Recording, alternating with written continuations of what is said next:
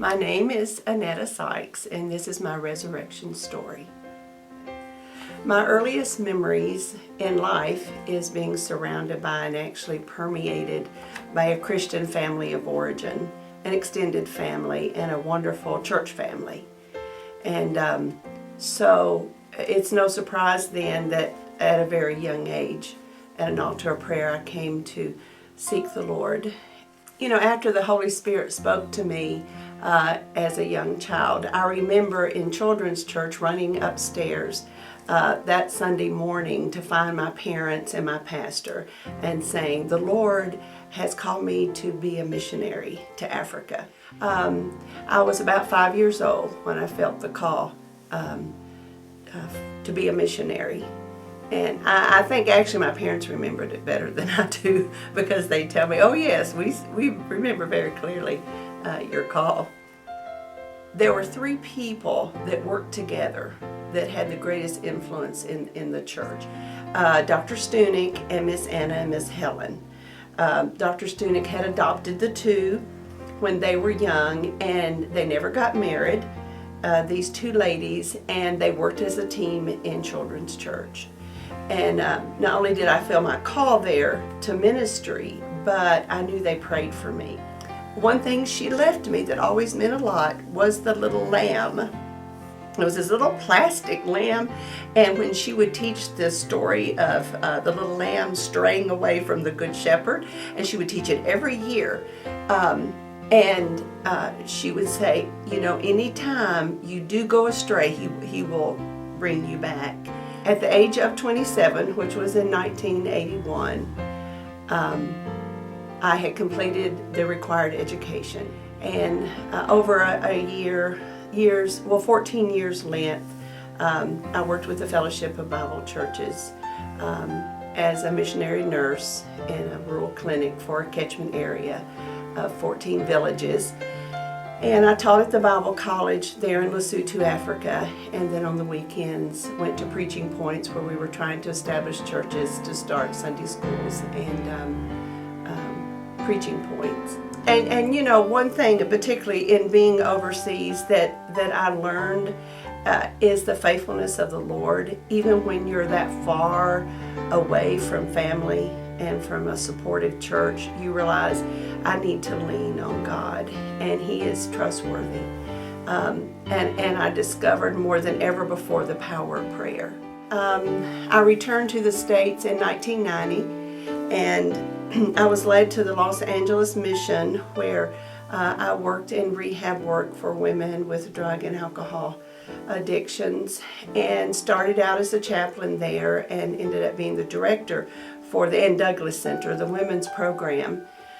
It was during that time that I went ahead and completed my studies for ordination as a minister in the Church of the Nazarene. So during this time, I started dating, became engaged, and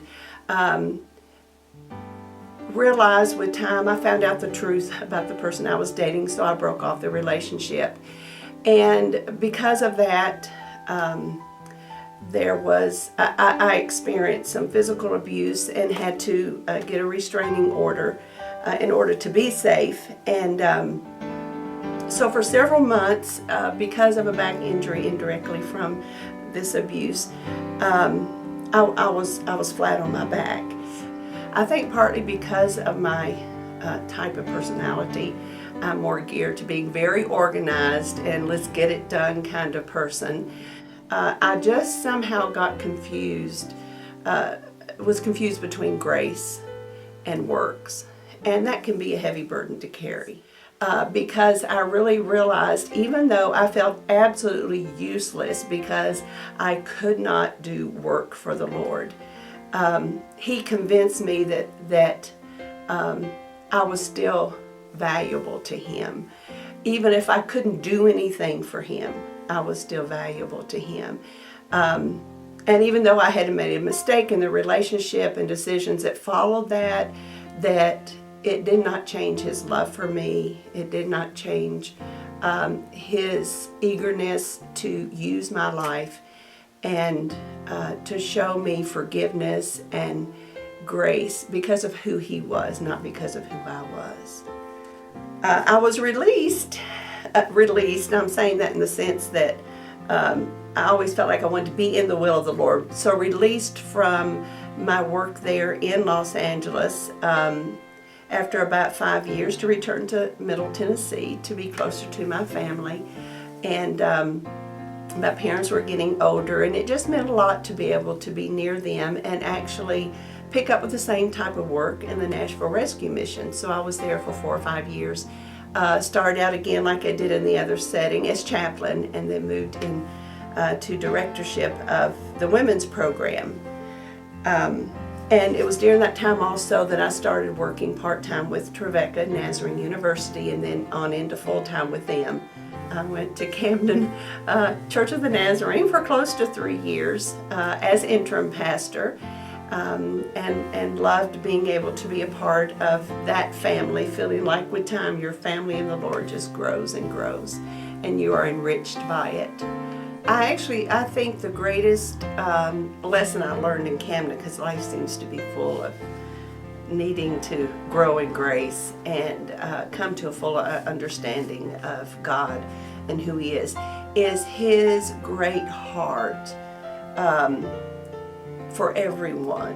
And it's not that I didn't see that before, because I've always worked sort of with marginalized people in some way or another, but I saw how important it was for a church to embrace that, and a church to be willing to give people an opportunity to serve, even when they're new in the faith.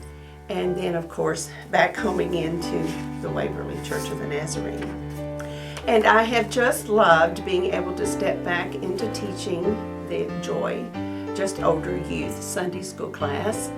And I will interject here that if you're not part of a class yet, that we would love to invite you to join the Joy class. And also, I have really loved heading up the women's jail ministry.